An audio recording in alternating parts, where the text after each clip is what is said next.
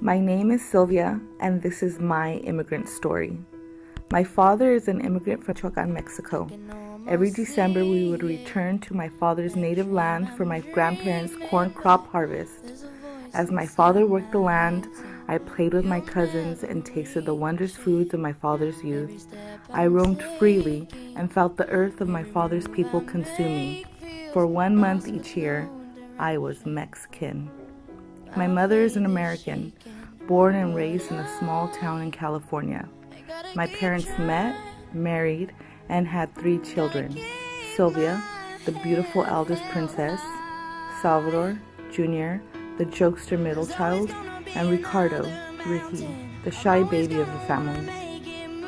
Although my father is a Mexican immigrant, we were raised on American wholesome values. My father worked for the same agricultural company in California up until his retirement. He started his trade as a field laborer and eventually worked his way up to field supervisor. My mother worked as our homemaker. I am proud to say they are still married today, despite the many hardships they have had to endure throughout the years. Although I would like to say that my family has lived the American dream, I simply cannot. We have not been given our American rights to life, liberty, and the pursuit of happiness.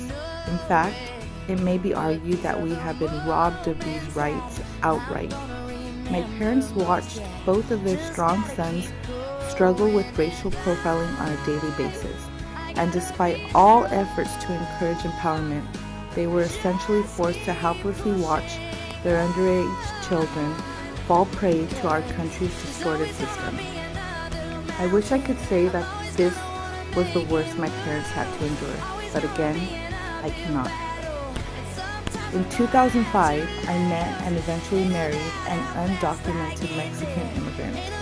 He was extremely controlling and psychologically abusive.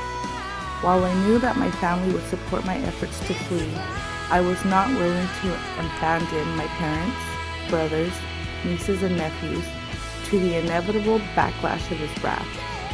On December 24, 2012, I was finally liberated from my terrifying 7-year ordeal, but it came with a price. On Christmas Eve 2012, my parents, baby brother, and I were forced to watch our strongest eldest son, brother, friend, uncle, drown in his own blood after he was shot by my then husband.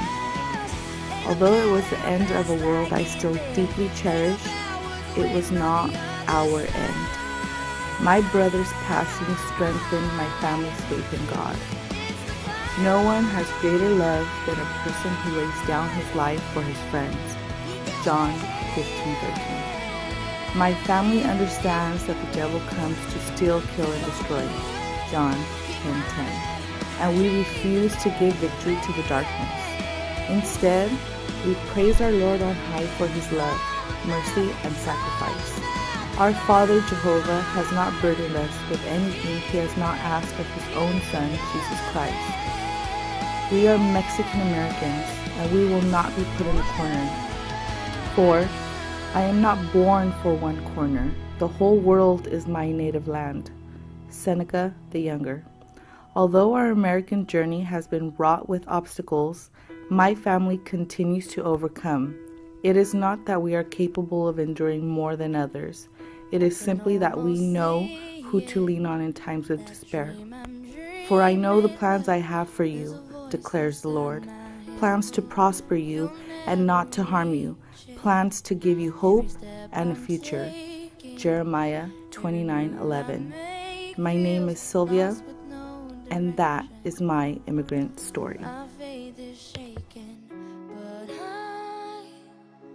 I gotta keep trying.